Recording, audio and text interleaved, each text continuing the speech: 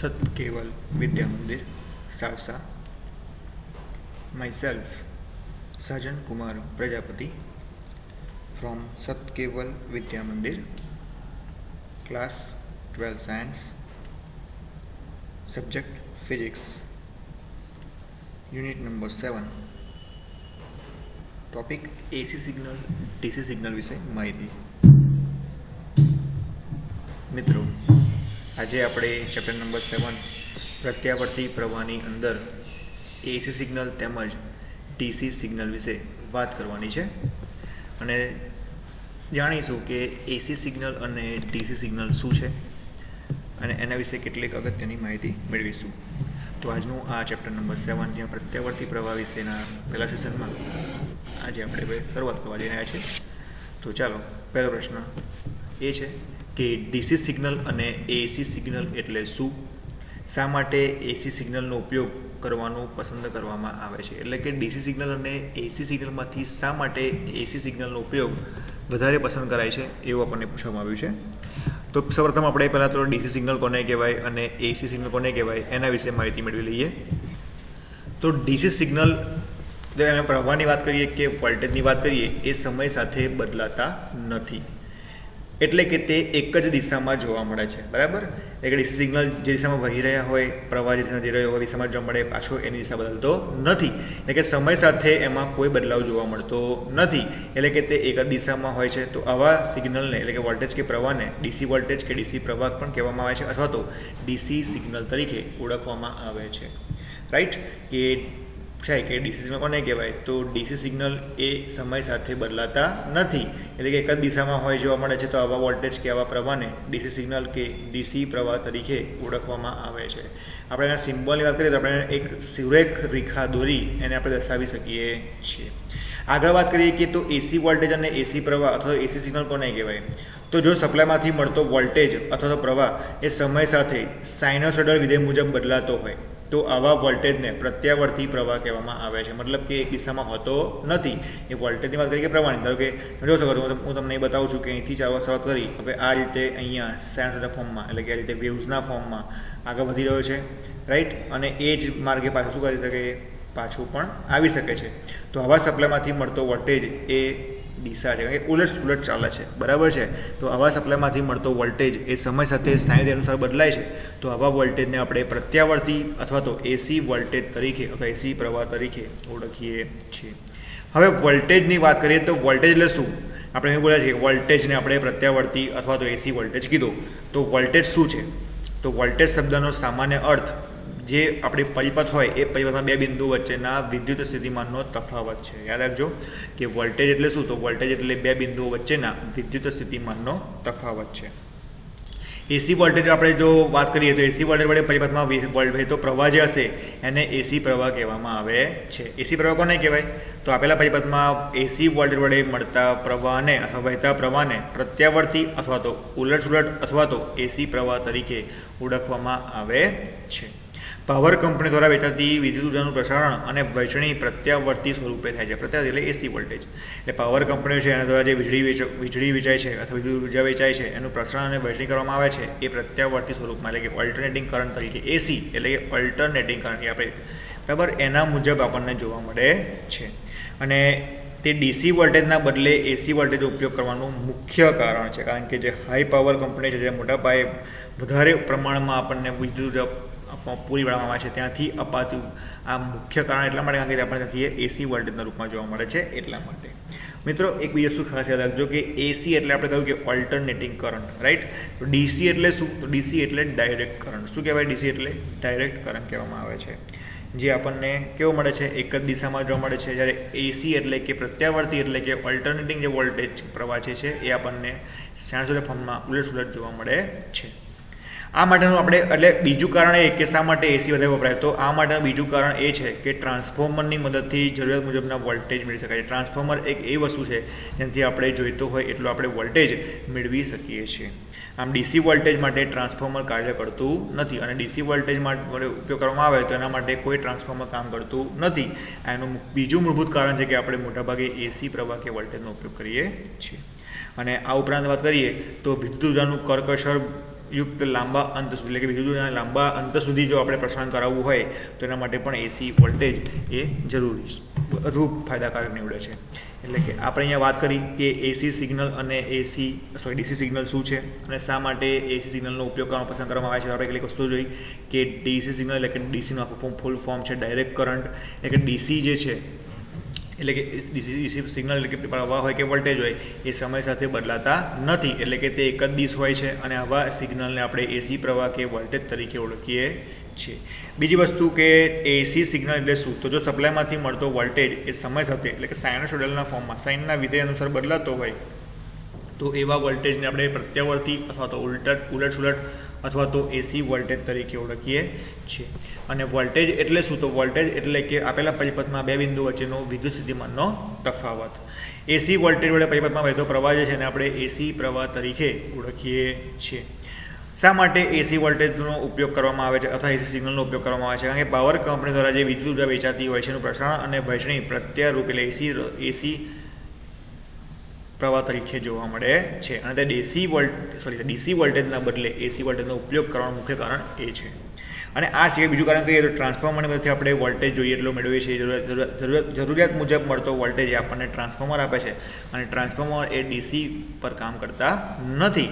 આ એનું બીજું કારણ છે. અને ઉપરાંત વિદ્યુત ઉર્જાને આપણે લાંબા અંતર સુધી જો કરકસરપૂર્વક પ્રસારિત કરવી હશે તેના માટે આ ઉપયોગ નીવડે છે. માટે એસી સિગ્નલનો ઉપયોગ કરવાનું વધારે પસંદ કરાય છે. તો આ એક નાનો પ્રશ્ન હતો કે એસી સિગ્નલ શું છે, ડીસી સિગ્નલ શું છે અને બંનેમાં શું તફાવત છે. રાઈટ, આપણા ઘરમાં તમને ખબર છે કયો સિગ્નલ આવે છે, ખબર છે ને? તમારા માટે હોમવર્ક છે. ચલો, ખબર ના હોય તો જાણ કરી દેજો કે આપણા ઘરમાં કયો વોલ્ટેજ વપરાય, કયો સિગ્નલ વપરાય, બરાબર છે, અને શા માટે વપરાય. ચલો આગળ જઈએ. નેક્સ્ટ ક્વેશ્ચન છે કે અવરોધકને લાગુ પડેલ એસી વોલ્ટેજની સમજૂતી આપો. આપણે જે એસી વોલ્ટેજની વાત કરી, કોઈ અવરોધક લેવામાં આવે અને અવરોધકને આપણે એસી વોલ્ટેજ આપીશું તો એની આપણે અહીંયા સમજૂતી મેળવવાની છે અને આલેખની મદદથી સમજવાનું છે. અને મિત્રો આમાં તમારે ખાસ યાદ રાખવાનું છે કે એસી સિગ્નલની જ્યારે પણ વાત આવે તો એ સાઇનેસોઇડલના ફોર્મમાં જાય, એટલે કે આપણને સાઇન વિધેય મુજબ આપણને રચના જોવા મળે. અને દશા માટે આપણે આકૃતિ જોઈશું જેને આપણે આગળ જોવાની છે. તો ચલો સમૃદ્ધિ મેળવીએ કે આપણને આકૃતિમાં દર્શાવ્યું છે કે એક અવરોધ છે જેને એસી વોલ્ટેજ સાથે જોડેલો છે. જોઈ શકો છો કે અવરોધ કંઈ ખબર પડી તો અવરોધનો સિમ્બોલ છે. આ તમે જોઈ શકો છો એ અવરોધનો સિમ્બોલ છે, સંજ્ઞા છે, અને આર એ અવરોધનો સિમ્બોલ છે. અહીંયા આપણને ઈએમએફ એટલે કે વોલ્ટેજ આપેલો છે. એટલે કે આપણને અહીંયા એસી વોલ્ટેજ ઘણી ખબર પડી. તો એ મેં કહ્યું હતું આગળ તમે કે એસી વોલ્ટેજને આપણે સીધી રેખા ડીસી રેખાને આપણે એક લીટી તરીકે દર્શાવીએ છીએ અને એસી વોલ્ટેજ સાઇન વિધેય અનુસાર બદલાતો હોવાને કારણે જો એની સંજ્ઞા આ રીતે છે, બરાબર, એસ તમે કહી શકો, નાનો એસ. ઓકે, તો આ એસી વોલ્ટેજ છે, કારણ ખબર પડી કારણ કે એના સિમ્બોલ પરથી ખબર પડી ગઈ, બરાબર છે. અહીંયા એસી વોલ્ટેજને અથવા અવરોધકને એસી વોલ્ટેજ સાથે જોડેલો છે. હવે આગળ વર્ણન કરતા જઈએ કે અહીં એસી ઉદ્ગમ આપણે લીધેલું છે, જોઈ શકીએ છીએ. હવે આ એસી ઉદ્ગમ એ લીધેલું છે. હવે એના જે બે છેડા છે તો બે છેડા એ સાઇન વિધેય અનુસાર બદલાતો વિદ્યુત સ્થિતિમાન તફાવત ઉત્પન્ન કરશે. કેમ? કારણ કે અહીંયા એસી વિધેય છે અને એના બે છેડા વચ્ચે મળતો વોલ્ટેજ શું હશે? વિદ્યુત સ્થિતિમાનનો તફાવત. અને આપણે એના કેવો વોલ્ટેજ કહીશું? AC voltage. કારણ કે ઉદ્ગમ કોણ છે? એસી ઉદ્ગમ છે. માટે એસી વોલ્ટેજ માટે મળતું ઉદ્ગમ વોલ્ટેજ એસી ઉદ્ગમમાંથી મળતો વોલ્ટેજ જે છે એનું સૂત્ર શું મળશે? તો એસી વોલ્ટેજ માટે વી એસી અથવા વી બરાબર વીએમ સાઇન ઓમેગા ટી. યાદ રાખીશું જે વીએમ એ મહત્તમ વોલ્ટેજનું મૂલ્ય બતાવે છે અને સાઇન વિધેય અનુસાર મળતો કારણ આપણે સાઇન વિધેયમાં લખીએ છીએ sine of omega T. Right, ચલો વર્ણન કરતા જે સમીકરણ નંબર 1 યાદ રાખીશું કે એસી વોલ્ટેજ વી બરાબર તો વી બરાબર વીએમ સાઇન ઓમેગા ટી. જ્યાં વીએમ છે એ જે આપેલું સિગ્નલ છે એ જે સાઇનસોઇડલના પ્રમાણે જે દોલન કરતો હશે એ દોલન પામતા વિદ્યુત સ્થિતિમાનના તફાવતનો કંપ વિસ્તાર બતાવે છે. કંપ વિસ્તારની વાત કરીએ તો કંપ વિસ્તાર કોને કહેવાય? તો તમને એના વિશે આઈડિયા આપીએ કે તમે શું કહો છો? અહીંયા આગળ આ તમે જુઓ છો, રાઈટ. તો આ જે વેલ્યુ છે આ ભાઈ એને આપણે કંપ વિસ્તાર કહીએ છીએ. આપણે આગળ પણ ભણી ગયા છે અને આ સાઇનસોઇડલના ફોર્મના આધારે આપણને આકૃતિ બતાવેલી છે, જોઈ શકીએ છીએ, બરાબર. અને આવી જ કંઈક આપણે આકૃતિ એના ઉદ્ગમની અંદર જોઈ એટલે આપણે કહી શકીએ કે હા ભાઈ આ એસી સિગ્નલ છે, રાઈટ. એટલે અહીંયા જે વીએમ છે એ દોલન કરતા વિદ્યુત સ્થિતિમાનના તફાવતનો કંપ વિસ્તાર બતાવે છે કારણ કે મહત્તમ મૂલ્ય છે એટલે કે મહત્તમ વોલ્ટેજ છે, રાઈટ. જો લખ્યું છે કે મહત્તમ વોલ્ટેજ છે. અને જે ઓમેગા જે છે એ કોણીય આવૃત્તિ છે. ઓમેગા શું છે? કોણીય આવૃત્તિ છે. હવે સમીકરણ નંબર 1 પરથી આપણે જાણીએ છીએ કે ઓમના નિયમ મુજબ, ચલો ઓમનો નિયમ શું છે? વી બરાબર આઈ આર, જ્યાં આઈ ને આપણે કિર્ચોફના નિયમ પરથી શોધી શકીએ છીએ. હવે મિત્રો ધ્યાન આપવાનું છે, ચલો વી બરાબર આઈ આર. તો વી ની કિંમત આપણે સમીકરણ નંબર 1 માં મૂકી દેતા તો આઈ આર બરાબર Vm sin ઓમેગા ટી. ચલો IR બરાબર શું મળ્યું? Vm sin omega T. I બરાબર R ને લઈ જઈએ બીજી બાજુ તો Vm છેદમાં R sin ઓમેગા ટી. ચલો Vm છેદમાં અથવા V બાય R ઓમના નિયમ મુજબ V બાય R ને શું કહેવાય? જો V બાય R તો શું કહેવાશે? I. અહીંયા Vm બાય R છે શું કહેવાશે? Im. ચલો Vm બાય R છે ત્યાં આપણે Im મૂકી દઈશું તો I બરાબર Im sin ઓમેગા ટી. મિત્રો આ થેરી તમારે યાદ રાખવાની છે. આ માત્ર ને માત્ર અવરોધ માટે છે. આવી આપણે બીજા બધા કોમ્પોનન્ટ માટે પણ શોધી શકીએ. એટલે આપણને આ થેરી જો આવડશે તો બીજી થેરી આપણે ઓટોમેટિક આવડશે. એટલે આપણે જ્યારે આ થેરી સાબિત કરીએ તો ફર્સ્ટ સ્ટેપ શું આવશે? તો આપણે જેના માટે કરવાનું છે માટે તો પહેલાં આપણે શું કહે છે? અવરોધની વાત કરતા હોય છે. આપણે એસી ઉદ્ગમ સાથે અવરોધને જોડીએ છીએ. અવરોધ માટે આપણે શું લાવવું પડે? અવરોધ માટે આપણે આપણી થિયરીમાં પહેલું સ્ટેપ આપણું શું છે? તો પહેલું સ્ટેપ આપણું છે વોલ્ટેજ V, પછી આવશે I, બરાબર છે. પછી આપણે I મળી ગયો છે, પહેલાં V મળ્યો, એ રીતના આપણને I મળશે. I બરાબર Im sin ઓમેગા ટી. ચલો હવે જ્યાં Im બરાબર Vm બાય R છે જે ઓમનો નિયમ બતાવે છે આપણે જાણીએ છીએ. હવે આ સંબંધ નેક્સ્ટ સ્ટેપ V અને I મળી ગયા એટલે નેક્સ્ટ સ્ટેપ આપણે આ લખી સમજાવી દેવાનું એટલે આપણી થિયરી અહીંયા પૂરી થઈ જશે. આ સંબંધ એ એસી અને ડીસી વોલ્ટેજ, આ સંબંધ જે છે એસી વોલ્ટેજ હોય કે ડીસી વોલ્ટેજ હોય કે પ્રવાહ હોય બંને માટે સમાન રીતે લાગુ પાડી શકાય છે. હવે આપણે અહીંયા સર્કિટમાં જે અવરોધ જોડ્યો છે એ અવરોધ જે છે એ અવરોધના બે છેડા વચ્ચે મળતો વોલ્ટેજ જે છે અને વિદ્યુત પ્રવાહ જે છે એ સમયના વિધેય અનુસાર આપણને બતાવેલો છે. જોઈ શકો છો કે જે બ્લુ લાઇન છે એ આપણને વોલ્ટેજ બતાવે છે અને જે બ્લેક લાઇન છે આપણને I બતાવે છે. એટલે આપણે આ થિયરી જ્યારે એન્ડ કરીશું તો લાસ્ટ સ્ટેપ કયું આવશે આપણું? કે V અને I શોધ્યો એ V અને I ને આપણે સમય સાપેક્ષે આલેખમાં બતાવવાનો છે. જોઈ શકો છો કે અહીંયા I નું મૂલ્ય તમે જોઈ શકો છો કે અહીંયાથી 0 થી સ્ટાર્ટ થઈને બરાબર અહીંયા જ્યારે અહીંથી સ્ટાર્ટ થશે અને અહીંયા આગળ આવશે ત્યારે એને પૂરું કરી કહેવાય, જેને કહેવાય છે લેમ્બડા. આ અંદર શું કહેવાય? લેમ્બડા કહેવાય, રાઈટ? એ રીતના આપણને જો Vની પણ આપણને અહીંયા બતાવી છે કિંમત. હવે અહીંયા આપણે આના પછી બોલીશું કે અહીંયા શુદ્ધ અવરોધ જોડેલો છે એની અંદર વોલ્ટેજ અને પ્રવાહ એ જો બંને સમાન કળામાં, આની કળા કેવી છે? સમાન કળામાં દેખાઈ આવે છે. એટલે કે સાથે સાથે ન્યૂનતમ છે, સાથે સાથે મહત્તમ છે, સાથે સાથે ફરી પાછા ન્યૂનતમ જોવા મળે છે અને પછી સાથે પાછા ઘટતા રૂપમાં જોવા મળે છે. એટલે લખ્યું છે કે સાથે સાથે ન્યૂનતમ, શૂન્ય અને મહત્તમ એક જ અનુરૂપ સમય, એક જ સમયે સાથે સાથે બદલાતા જોવા મળે છે. આના પછી વર્ણન કરીશું. અહીં V અને I એ બંને એક જ સમયે શૂન્ય થાય છે, લઘુત્તમ થાય છે અને મહત્તમ મૂલ્યો ધારણ કરે છે. તેથી V અને I બંને એકબીજા સાથે સમાન કળામાં જોવા મળે છે. બંને સાથે આપણને કેવા? તો સમાન કળામાં જોવા મળે છે. એટલે જેવી રીતના આપણે અહીંયા વાત કરી તો આ થિયરીમાં માત્ર આપણે અહીંયા અવરોધની થિયરીની વાત કરી છે. એટલે આપણે સર્કિટમાં અવરોધ ઉપરથી આપણે V અને I લાવ્યા. એવી રીતના આપણે તમને બીજો કોઈ કોમ્પોનન્ટ પછી નેક્સ્ટ થિયરી તમને આપવામાં આવશે. એમાં બીજો કોઈ કહેવામાં આવે તો ઇન્ડક્ટર કહેવામાં આવે તો શું આવશે? આ જગ્યાએ L આવી જશે. બાકી સેમ પ્રોસિજર આપણે કરવાની છે, બરાબર? એટલે આ એક પહેલી થિયરી છે અને આપણે ખાસ રીતે યાદ રાખવાની છે. ચલો ફરી એકવાર પ્રશ્ન આપણો શું હતો કે અવરોધની માટે એસી વોલ્ટેજની સમજૂતી આપો અને આલેખ સમજાવો. એટલે ફર્સ્ટ સ્ટેપ આપણે શું કરવાનું? તો આકૃતિ દોરવાની. આકૃતિમાં શું આવવું જોઈએ? અવરોધની વાત કરી છે એટલે આકૃતિમાં અવરોધ આવવો જોઈએ. તો આપણે આકૃતિમાં જોઈ શકો છો અવરોધ લીધો છે. વર્ણન કરો કે આકૃતિમાં એસી વોલ્ટેજ છે, એસી ઉદ્ગમ છે, અહીંયા અવરોધને R અને એસી ઉદ્ગમ સાથે જોડેલો છે. હવે આપેલા આ એસી શોધના બે છેડા વચ્ચે મળતો વિદ્યુતનો તફાવત એ એસી ઉદ્ગમ અનુસાર બદલાય છે. માટે મળતો એસી ઉદ્ગમનો એસી વોલ્ટેજ બરાબર કેટલો? તો એસી વોલ્ટેજ બરાબર V બરાબર Vm sin ઓમેગા ટી. જ્યાં Vm શું છે વર્ણન કરતા જાઓ તો Vm શું છે? તો Vm એ દોલન પામતા વિદ્યુત સ્થિતિમાન તફાવતનો કંપ વિસ્તાર, મહત્તમ મૂલ્ય બતાવે છે. કોનું મૂલ્ય બતાવે છે? તો વોલ્ટેજ. એટલે કહીશું મહત્તમ વોલ્ટેજ છે. ઓમેગા એ કોણીય આવૃત્તિ છે. હવે V પરથી આપણે I લાવવાનું છે તો કહીશું કે માટે ઓમના નિયમ મુજબ V બરાબર IR. તો બંને સમીકરણને સરખાવતા તો IR બરાબર Vm sin omega T. I લાવો છે, આને બનાવો સૂત્ર કરતા બનાવો તો I બરાબર Vm by R. Vm by આને કહી દઈશું Im મેક્સિમમ વેલ્યુ ઓફ પ્રવાહ. તો I બરાબર સૂત્ર મળી ગયું Im sin ઓમેગા ટી. સમીકરણ નંબર 2 એટલે V અને I ફાઇન થઈ ગયો. નેક્સ્ટ સ્ટેપ થર્ડમાં શું કરવાનું? ફિગર ડ્રો કરવાની છે, એટલે કે આલેખ દોરવાનો છે. આલેખના રૂપે સમજાવવાનો છે.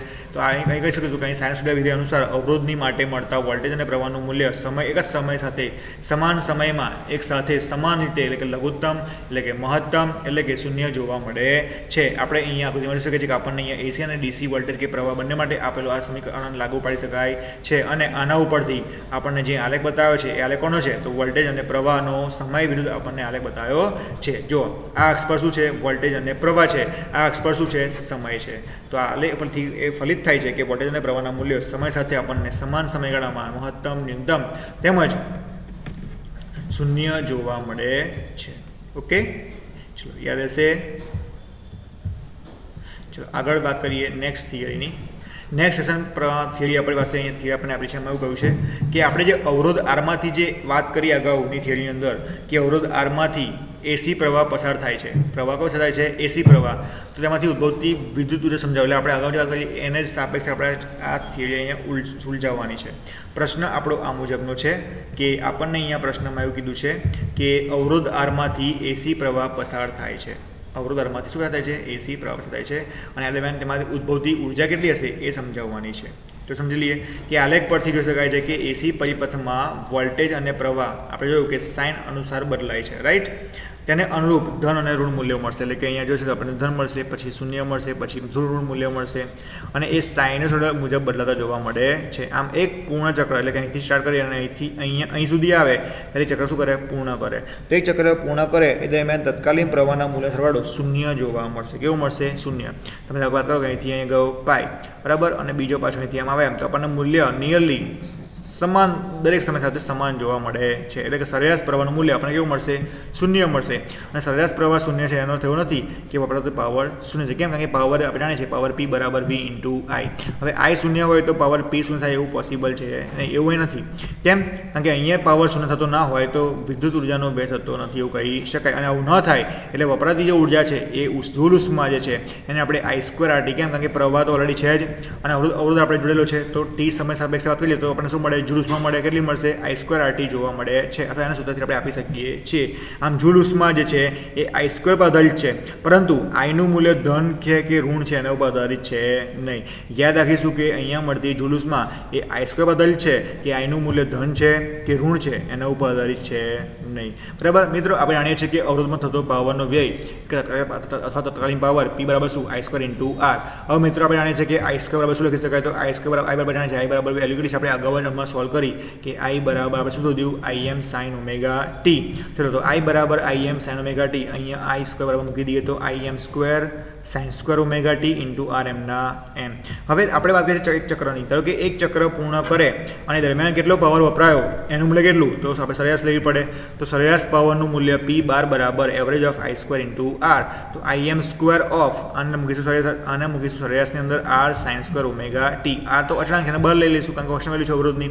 તો Im² R of sin² omega t. અહીં જે તમે બાર જોઈ શકો છો, આ જે બાર જે છે એ બારની વેલ્યુ એટલે કે આ જે બાર કર્યો છે તે તેમજ આ જે સંજ્ઞા જે છે એવરેજની એ સંજ્ઞા આપણે વાપરી શકીએ. કોને માટે? સરેરાશ મૂલ્ય માટે વાપરી શકીએ છીએ. તો P bar is equal to Im² R of sin² omega t. કારણ કે અહીંયા Im² અને R એ બંને કેવા છે? અચળ છે. હવે મેથેમેટિક્સના નિયમ પ્રમાણે ત્રિકોણમિતિ પરથી sin² omega t બરાબર મિત્ર સૂત્ર યાદ રાખવાનું છે કે sin² omega t શું લખી શકાય? તો sin² અહીં સ્ક્વેર છે એટલે 1/2 1 minus cos 2 omega t, right? Square છે એટલે બહાર થઈ જશે 1/2 of 1 minus cos 2 omega t. એટલે 1/2 ને એકવાર અહીં મૂકીશું એટલે 1/2 ઇન્ટુ 1 તો 1/2 માઇનસ ના minus 1/2 into cos 2 omega t તો 1/2 cos omega t, રાઈટ? ચલો cos 2 omega t. હવે તો ધ્યાન આપો અહીંયા કોઈ cos 2 omega t જે છે એ તો 0 છે, અહીંયા 2 નથી લખેલા, ભૂલ છે. ચલો પણ cos 2 જે omega t છે તો 0 છે તો sin² omega t કેટલા લેવાના છે? 1/2 મળી જાય. કેમ મળે? કારણ કે આ વેલ્યુ થઈ ગઈ ઓટોમેટિક 0. તો sin² omega t બરાબર કેટલું મળ્યું? 1/2 જોવા મળે છે, રાઈટ? ચલો તો આપેલા સમીકરણ આ સમીકરણ જે છે P બાર બરાબર Im² R of sin² omega t. તો sin² omega t ની વેલ્યુ જે છે આપણે શું મૂકીશું? શૂન્ય મૂકી દઈશું.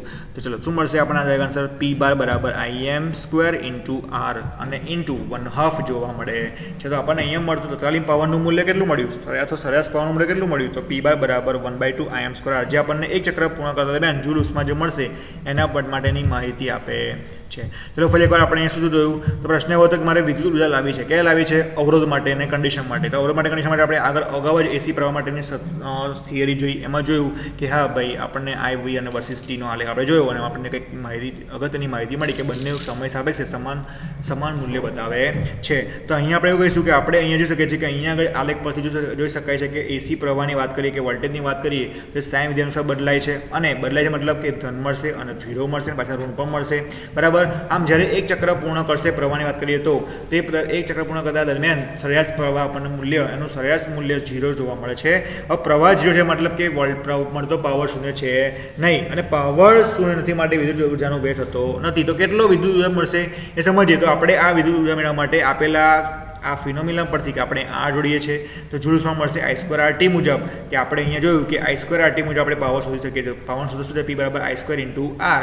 નાઉ વી નો ડેટ કે પ્રવાહનું મૂલ્ય AC વોલ્ટેજ માટે કેટલું મળે તો I બરાબર Im sin ઓમેગા t મળે છે. તો I ની જગ્યાએ આપણે Im sin ઓમેગા t મૂકી દઈશું તો આપણને P ની વેલ્યુ મળી જાય. હવે આ P ની વેલ્યુને આપણે એક ચક્ર પૂર્ણ કરવા દરમિયાન કેટલો સરેરાશ પાવર કેટલો મળશે એ શોધીએ. તત્કાલીન પાવર શોધ્યા બાદ કે તત્કાલીન પાવર તો મળી ગયો પણ સરેરાશ પાવર કેટલો આપણે જ્યારે આગળ ભણતો હતો તો આપણે તત્કાલીન સરેરાશ પાવર પરથી તત્કાલીન સરેરાશ વેગ ઉપરથી તત્કાલીન વેગ ઉપર જતા હતા. અહીંયા ઊંધા જે છે તત્કાલીન વેગ અથવા સરખામણી કરાવું છું. તત્કાલીન વેગ પરથી આપણે સરેરાશ વેગ વિશે પર આવીએ છીએ. એવી જગ્યાએ પાવર છે તો પાવર P બાર બરાબર I સ્ક્વેર ઇન્ટુ R. જે બારની સાઇન બતાવે છે સરેરાશ માટે વપરાય છે તો P બરાબર બરાબર શું મળ્યું આપણને Im square R of sine square omega t મળ્યું. મિત્રો આપણે ત્રિકોણમિતિના વિધિ અનુસાર જાણીએ છીએ કે સાઇન સ્ક્વેર ઓમેગા t બરાબર શું લખી શકાય તો 1/2 of 1 minus cos omega t. Solution આપતા આપણને પાવરનું સમીકરણમાં શું મળ્યું 1/2 Im સ્ક્વેર ઇન્ટુ R જોવા મળે છે. રાઈટ. ચલો તો આપણે આજનું સેશન અહીંયા પૂરું કરીએ છીએ. ત્યારબાદ નવા સેશન સાથે ફરી મળીશું. ત્યાં સુધી જય હિન્દ, જય Bharat. Thank you very much.